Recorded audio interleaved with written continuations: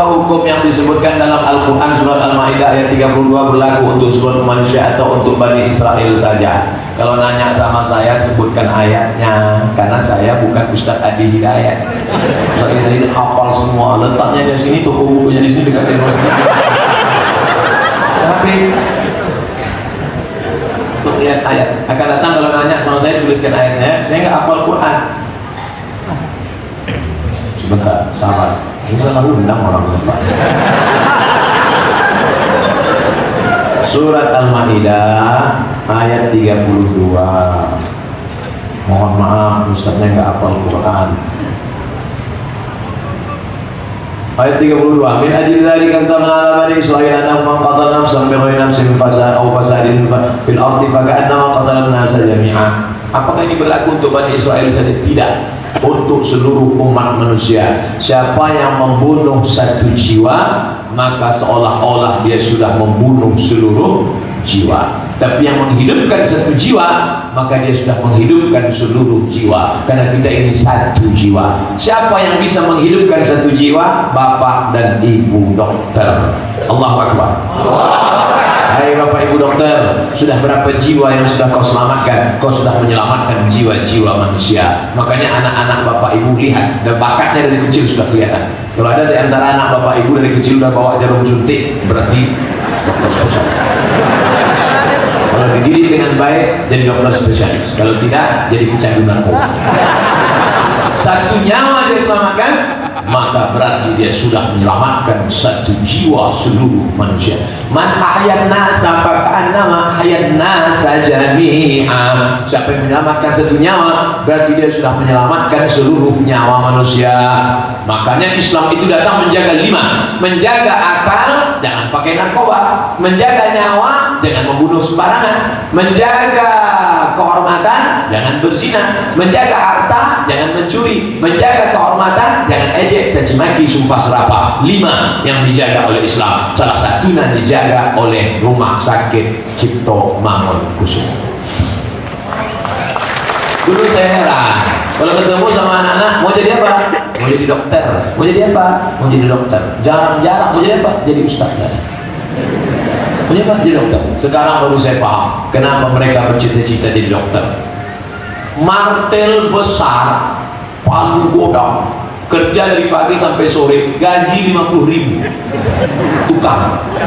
Dokter martelnya kecil.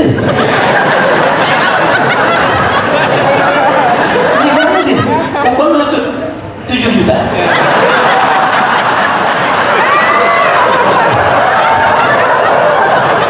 Senter besar, batunya 6. Senter dipakai dari jam 6 sore sampai jam 6 subuh, jaga malam. Gaji sebulan 1,5 juta. Dokter, baterai kecil loh. Senter kecil. Pasien buka mulut, 2 juta.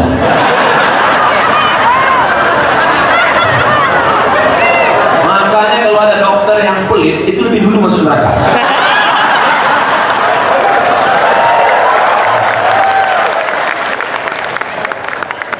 Tugas profesi kesehatan sangat terkait dengan urusan nyawa. Apakah hukum di atas nomor 1 bisa berlaku juga khususnya jika dalam melaksanakan tugas menjadi malpraktek? Amat sangat. Ketika engkau dengan kekuasaan ilmu pengetahuanmu, siapapun bisa kau bunuh. Siapapun bisa kau bunuh. Oleh sebab itu maka sumpah menjadi dokter luar biasa. Tapi jangan gara-gara ini adik-adik jadi takut jadi dokter. Enggak. Saya sudah ceritakan, kalau bisa kau selamatkan satu nyawa, semua sudah. Kau bisa jadi dokter spesialis, kau sudah bisa membantu fakir miskin, orang susah, melarat, sakit. Bayangkan, saya masuk ke pedalaman suku Terasing, Melayu tua, suku Akit, suku Melayu. Apa yang bisa saya sampaikan? Tapi Kak Akbar di sana nggak laku. Mereka nggak kenal kita, nggak ada signal, nggak ada paket di sana. Lalu Ustaz ketika masuk ke pedalaman dengan apa? Dengan dokter, operasi bibir sumbing gratis. Periksa ibu hamil gratis, sekitar masal gratis. Makanya dokter lebih dulu masuk surga dengan amal-amal soleh. Begitu cara mengobati hati yang sebab terluka.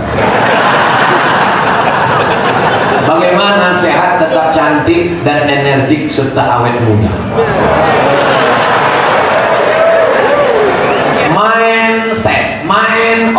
setting. Otakmu mesti disetting. Main otak, setting. Settingan otaknya mesti diluruskan. Kau cantik bukan karena bedakmu 2 inci. Kau cantik bukan karena bibirmu habis. Ada orang mengatakan itu bibir seksi habis operasi. Saya lihatnya seperti panas dalam. Mindset otak harus diluruskan. Sekarang banyak mindset, main otak setan, mindset otak setan. Wala udillan wala umir wala udillannahum, kami sesatkan otak mereka. Wala umanniyannahum, kami buat mereka berhalusinasi, berimajinasi. Aku cantik, aku cantik, aku cantik, aku cantik. Yang membisikkan siapa? Alladzi yuwaswisu fi sudurin nas minal jinnati nas. Jin yang membisik. Operasi plastik, kau lebih cantik, kau lebih cantik, kau lebih cantik. Kalau jin yang membisikkan, kita baca ayat kursi dia kabur. Ini yang membisikkan wan nas, teman kita sendiri. Kita bacakan ayat kursi, dia lebih hafal. Makanya la'anallahul wasiman, Allah melaknat orang yang merubah, wasiman yang buat tato, wal mutashiman minta buatkan tato, wal mutanammisat mencabut, mengotak-atik, wal mutafallijat mengotak-atik gigi, wal mughayyirat, hadis riwayat Abdullah bin Mas'ud radhiyallahu anhu, yang merubah ciptaan Allah Subhanahu wa taala. Karena kalau diperturutkan ini, perempuan ini seperti bunga. Bagaimana bunga? Kuntum, mekar, harum, cantik, layu. Untuk mekar, cantik. Dulu waktu pertama nikah memang bibirmu bak delima merekah, alismu bak semut berilmu, pipimu bak pau milayang, rambutmu bak mayang terurai. Begitu anak lahir do re mi fa sol la si do sol fa mi re do, rambutmu sudah macam sumbu kompor, alismu sudah macam PNS bubar barisan, bibirmu sudah macam semangka busuk 3 hari. Maka sebenarnya cantik itu bukan pada wajahmu, cantik karena cahaya matamu tahajud tadi malam, cantik karena bekas air wudhumu yang membersihkan wajah, cantik karena bacaan Quranmu. Apa namanya? Inner beauty, kecantikan dari dalam. Berapa banyak kadang orang merasa dirinya cantik tapi kita lihatnya takut. Pernah nggak lihat itu? Dia bukan main merasa cantik, kita lihatnya macam zombie. Dia saja yang merasa cantik. Ini yang paling mengerikan. Kita merasa cantik, orang melihat kita takut. Nauzubillah. Orang-orang barat banyak yang terkena itu. Cari videonya di YouTube. Merubah wajah. Nauzubillah. Apa yang dikatakan Nabi 14 abad lalu real, nyata kita lihat hari ini. Masalah merubah wajah. Oleh sebab itu maka syukuri apa adanya. Syukuri apa adanya. Bagaimana? Saya kan nggak mau aja nyanyi. Kalau mau udah 5 album. Bagaimana Rasulullah selama hidupnya melakukan kebersihan seperti mandi yang dapat menyehatkan? Apakah mandi dalam malam di atas jam 22 bisa membuat sakit? Tolong dijawab Pak Ustaz. Asfaraka, kuku. Inna syaitana yaqudu ma qala minha. Setan duduk di kuku yang panjang. Orang yang baca auzubillah tapi kukunya panjang, setan bingung. Kau usir aku, tapi 5 seat kau sediakan buat. Karena kita bertamu ke rumah orang makan bakwan, yummy, enak ya, iya, kukunya hitam panjang. Kidal pula, kidal musuh. Betul lemah, kembang tai kuku dalam. Di atas black kuteng, di bawah black daki. Yang mulai memasukkan tangan ke jilbab, waspada. Potong, pulang dari sini potong. Bersih, kebersihan. Makanya dalam Islam diajarkan as-tahuru syatrul iman, kesucian setengah dari iman. Suci itu bukan seperempat, bukan seperenam. Suci setengah dari iman. Kenapa? Karena orang yang tidak suci, sholatnya tidak sah. Mandi wajib, bersih semuanya, mandi. Ada tulisan dikirim sahabat ke grup, stroke di kamar mandi. Kenapa orang stroke di kamar mandi? Kenapa tidak stroke di musola? Ternyata ketika orang di kamar mandi, dia ambil air langsung dia siramkan ke kepalanya, maka kepalanya kena air dingin, darah menyembur dari jantung mau naik ke atas, tapi salurnya tersumbat. Tapi Nabi Muhammad SAW 14 abad yang lalu sudah mengajarkan air disiramkan ke kaki sampai mata kaki, terus ke betis sampai lutut, naik ke atas paha sampai ke pinggang, naik ke atas, dimulai dari sebelah kanan, dimulai sampai ke atas. Sesungguhnya mukjizat mandi. Dokter spesialis datang. Ustaz Somad, ya Pak Dokter, coba bacakan ayat wudu. Idza qumtum ila sholati fagsilu wujuhakum, basuh wajah, wa aydiyakum ilal marafiq, tangan sampai siku, wamsahu birususikum, usap kepala sampai telinga, wa arjulakum ilal ka'bain, kaki sampai mata kaki. Yang tangan tadi Pak Ustaz, ilal marafiq, sampai ujung Pak Ustaz. Sah. Kenapa sampai siku Pak Ustaz? Jangan banyak-banyak tanya, udah gitu dulu Quran. Kalau kita nggak tahu jawabannya, pura-pura marah. Sudah saya selalu sebut. Ustaz, kenapa sampai siku Pak Ustaz? Jangan tanya Pak Dokter. Udah begitu aja. Ustaz Somad, kami di rumah sakit kalau mau operasi orang, kami cuci tangannya gitu Pak Ustaz, seperti dalam Quran, mencuci sampai siku. Saya penasaran, saya balik tanya, kenapa nggak sampai ujung Pak Dokter? Untungnya dokter ini nggak dendam. Coba dia dendam, jangan tanya. Ustaz Somad, kalau kami cuci tangan kami sampai siku, maka bakterinya ikut dengan air sampai ke siku, steril, bersih. Tapi kalau kami cuci sampai turun ke bawah, maka menggantung di ujung jari. Maka begitulah kalau kita berwudu Ustaz Somad, lama-lama dia pulang ceramah saya. Ternyata Islam sudah mengajarkan sterilisasi, kebersihan, kesucian, mengalahkan. Itu kan bicara Islam karena agama dia Islam, apologi, membela semata. Bukan, ini sudah dibuktikan berapa banyak. Akan banyak orang masuk Islam bukan karena kita meledakkan kedutaan Amerika. Orang akan masuk Islam bukan karena kita menjelek-jelekkan agama orang. Orang masuk Islam karena kita mampu menunjukkan ajaran Islam yang terbukti kebenaran menurut medis dan sains, dan Islam yang rahmatan lil alamin. Sudah ada yang ngomong. Bagaimana cara istri Rasulullah menjaga kesehatan ketika hamil? Baca Al-Quran. Subuh Jumat, rakaat pertama, rakaat kedua, di antara ayat yang dibaca, hal ata 'alal insani hinum minad dahri lam yakun syai'an madhkura inna khalaqanal insan, kami ciptakan manusia min nutfatin, dari sperma, amsajin, kami campur dengan sel ovum, sel telur, faja'alnahu sami'an basira. Saya ketika membacakan ayat ini, kami ciptakan manusia dari sperma, dicampur dengan sel ovum, sel telur, kami jadikan dia bisa mendengar, bisa membaca. Pas saya sedang ceramah kultum subuh, datang jamaah ngasih secari kertas. Ustaz Somad, ayat yang Ustaz jelaskan tadi sesuai dengan ilmu saya. Rupanya yang ngirim kertas itu SPOG, spesialis kandungan. Nabi Muhammad SAW sudah mengajarkan 14 abad yang lalu bahwa proses penciptaan manusia dari sperma bertemu dengan sel ovum, sel telur, dan janin dalam kandungan sudah bisa mendengar dan bisa membaca. Makanya ibu-ibu hamil disuruh baca Quran, berzikir, bersolawat. Kalau ibu bersolawat, berzikir, hatinya tenang. Siapa yang mengajarkan? Nabi Muhammad. Ala bizikrillahi tatmainnul qulub. Kalau engkau banyak berzikir, hatimu tenang. Kalau jantung ibu tenang, anak yang ibu kandung juga tenang. Makanya ibu hamil jangan ke mall. Ibu hamil kalau ke mall pas ngeliat tas kulit,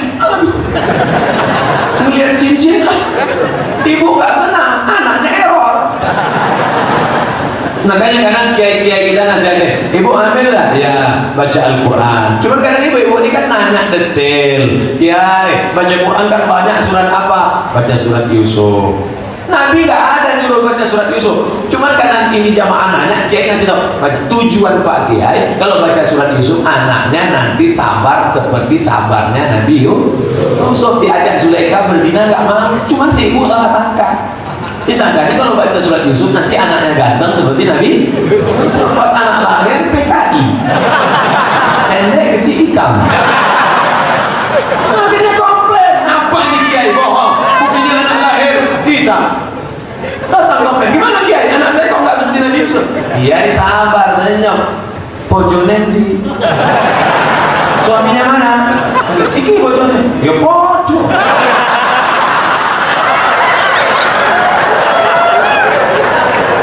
Makanannya halal, halalan thayyibah, ibunya berzikir.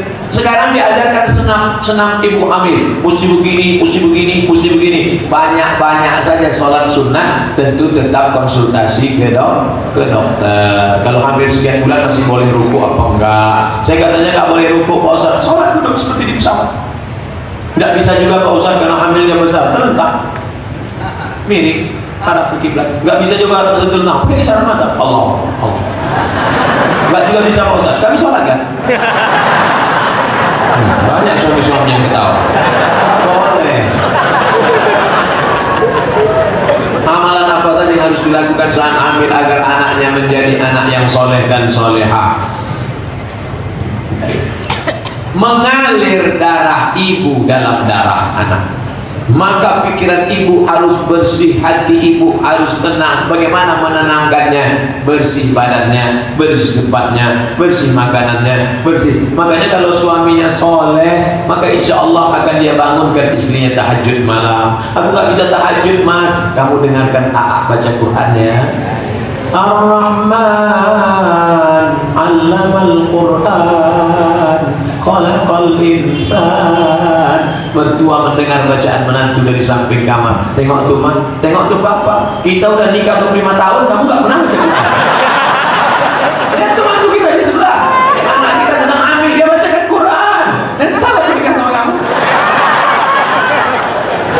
Begitu mereka buka pintu kamar, ternyata TV belum mati. Mantu. Saudara pilihnya ke Allah. Oleh sebab itu maka makanan ibu dijaga. Memangnya Nabi dulu cuma ngajarkan doa. Enggak.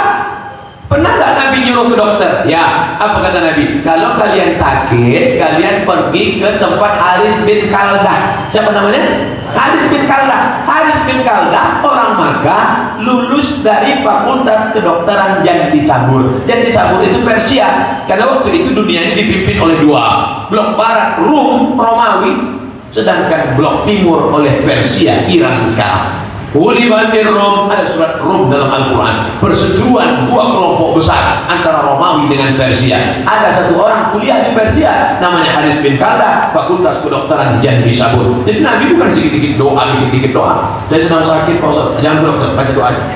Oh enggak, ada makanan, habas sauda, al-habatu sauda, sifa'un min kulli da, biji-bijian hitam obat dari segala macam penyakit, madu, ada herbal, ada dokter, ada doa. Ada saatnya Nabi membacakan doa, zikir. Tiga, empat nih kita pakai. Dokter juga, kiai ulama habaib dengan doa-doa juga, makanan herbal juga, dan kita pula disiplin. Kalau dilarang jangan makan ini, jangan makan ini. Dianjurkan makan ini. Fas'alu ahla zikri, tanya orang yang tahu. In kuntum la ta'lamun, kalau kamu tidak tahu.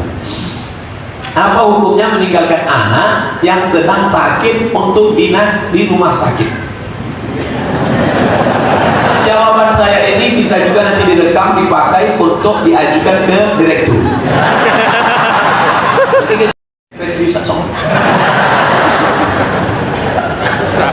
Kamu kerja di mana? RSUD, berarti kamu makan uang APBD Kabupaten Provinsi. Anda digaji full 1 bulan, setiap menit, setiap detik makan uang negara. Kalau rumah sakit pusat APBN, kalau swasta berarti dia rumah sakit swasta. Maka harus komitmen bertanggung jawab. Ada sumpah jabatan, ada janji pekerjaan. Ini anak saya sakit, suami bukan ada. Suami saya juga kerja, adik bukan ada. Ada kompensasi yang dibayar di sana. Oleh sebab itu maka kalau masih bisa dijagakan ke orang lain, kamu bekerja, nanti kan ada sip-sipannya, bukan kerja 24 jam. Nanti kamu dulu jaga ya dik, nanti kakak pulang kamu nih. Ada.